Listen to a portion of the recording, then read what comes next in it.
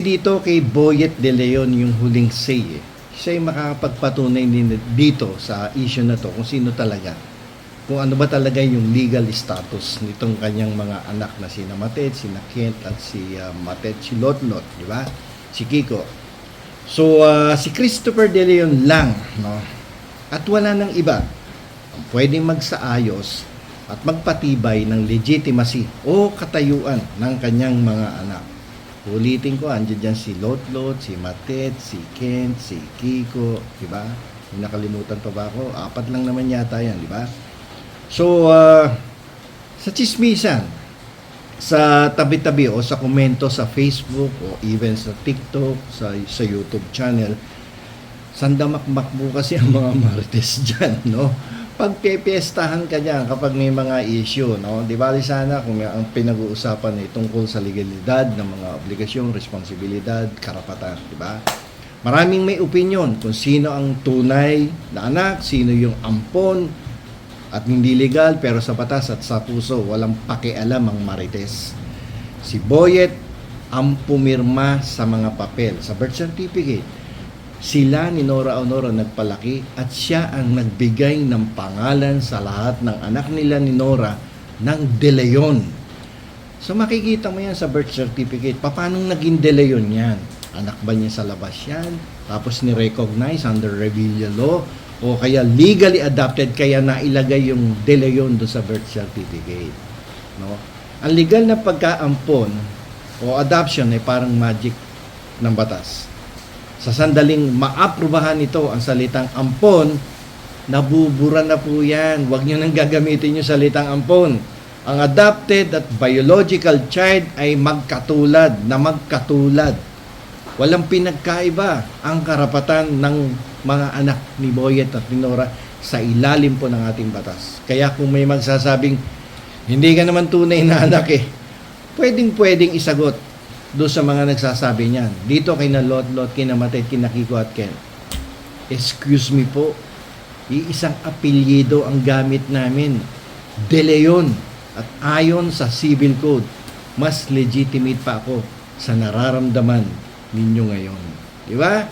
So, pinagamit yung pangalan eh. Dalawang sitwasyon lang yan. It's either illegitimate child ka, ginamit mo yung Revilla Law, pinirmahan ni Boyet yung birth certificate, acknowledging, no, yung kanyang relationship do sa batang pinanganak o legally adopted dyan at pinakita yung order of the court kaya pinirmahan yung birth certificate, no?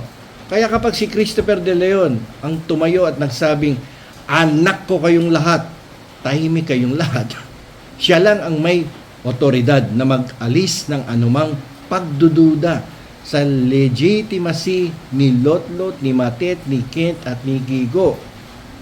Kay Ian, walang problema kasi biological yan eh, di ba? So, siya lang may karapatan yan na magsabing hindi niya tunay na anak yung 4. No? Kasi pirma at apelido niya ang bit-bit ng 4 na yan. Okay? So, punta tayo doon sa one-person corporation. Dito na tayo sa usapang seryoso na madalas pinagmumulan ng teleserye. No? Yung pamana, yung ligasiya, at yung negosyo, di ba? Alam niyo naman si Nora Aunor, maraming box office hits na pelikula at marami ang kanta, nagsimula sa singer yan na kumita talaga. Yan yung tinatawag ni Nora Aunor na intellectual property niyan. Na ipinamamana yan, di ba? So, para maiwasan ng sakalan at sumbatan sa hinaharap, pwedeng gamitin ng tatay ni Boyet ang tinatawag na one-person corporation. Ano ito sa simpleng Tagalog? Itong one-person corporation. Ito po ay isang korporasyon na may iisang stockholder. Isang stockholder lang. Si tatay lang. Si Boyet De Leon mismo. Siya yung boss. Siya ang may-ari ng assets at ng De Leon legacy. Pero ang trick kasi sa OPC, bago pa man may mangyaring masama, no, obligado si tatay na magtalaga ng nominee at alternate nominee, no, kapag hindi na pwede si tatay, no, yung nominees ang siyang hawak ng manibela kapag hindi na pwede si tatay kasi matanda na. So, para may iwasan yung gulo, sige, ako magmamando sa inyo ngayon. No? Kayo yung mga nominees dito ngayon. Just in case nawala na ako sa mundo na to. Para matigil na yung away na yan. Hindi si Ian, ako ang tatay. Okay? So, makikinabang kayong lahat. So, paano nito naayos ang gulo ng mga anak? Para walang agawan sa trono. Hindi lang si Ian. Sige, ako na. Ako yung may moral obligation. Di ba? Na siyang mamamahala niyan, no? Kasi alam niyo po, ang daming pelikula ni Nora na kung tutusin kapag magaling yung nag-handle ng kanyang mga pelikula na kumita dito at sa abroad din, yung katulad ng Himala. Abay, malaking pera yan. Malaking pera yan. So, malinaw po ang batas ng korporasyon. Kung ano ang nakasulat sa papel, yun ang masusunod. Hindi pwedeng daanin sa, ay, mas paborito ko si Matet. Ay, mas paborito ko si Lotlot. Mas paborito ni Papa si Ian kasi, siyempre, biological child yan eh. Yung iba naman sasabihin, si Lotlot kasi yan ang panganay. No? Hindi pwede yun. Corporate rules yan eh. Na kapag sino yung nakalagay doon, siya yung mamamahala. No?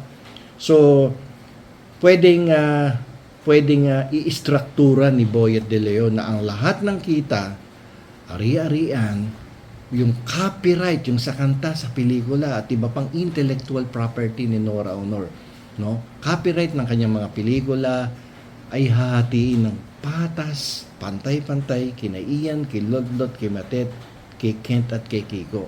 Lahat na magkakapatid, pantay-pantay, no? Sa OPC, protektado ang yaman, yung one-person corporation. Hindi pwedeng basta-basta bawiin ng isang kapatid ang mana ng isa dahil lang hindi nyo ito binate o away-away kasi kayo, no? O dahil hindi mo lang siya ginrit nung Pasko ng Merry Christmas o nung birthday niya, nakalimutan mo, nagtampo na, no? At tatanggalin ka na, hindi ka nabibigyan ng mana. Share dun sa mana. Ang korporasyon po ay walang emosyon kasi yan. Kaya patas ang hatian. Hindi nakakaramdam yan eh. Walang damdamin yan. So kung ano lang nakasulat sa rules, yun lang ang masusunod. Okay?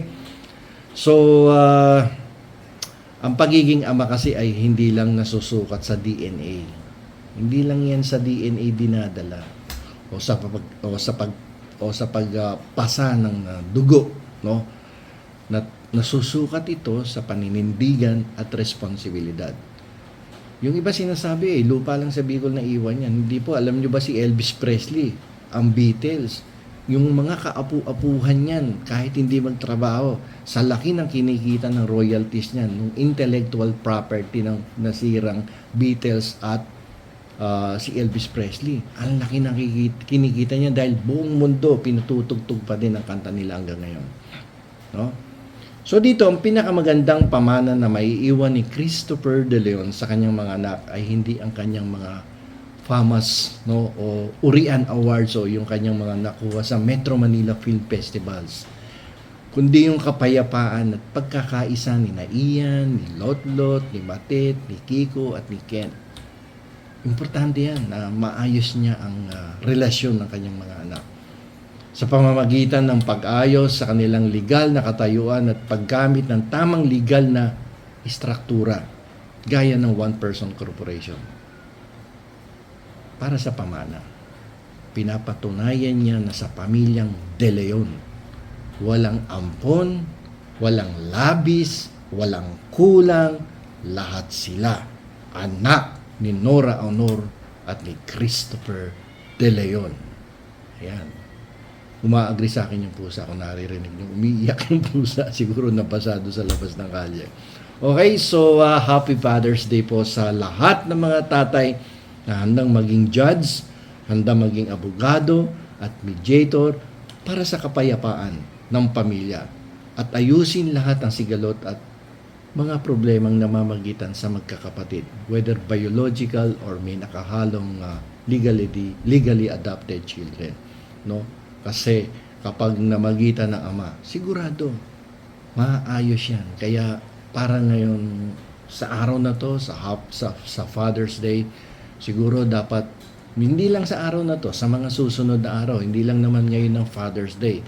Every day is a Father's Day sa lahat ng mga responsableng ama. So dapat maayos to ni Christopher De Leon at nang hindi makagulo ang relasyon ng pamilyang De Leon. So maganda.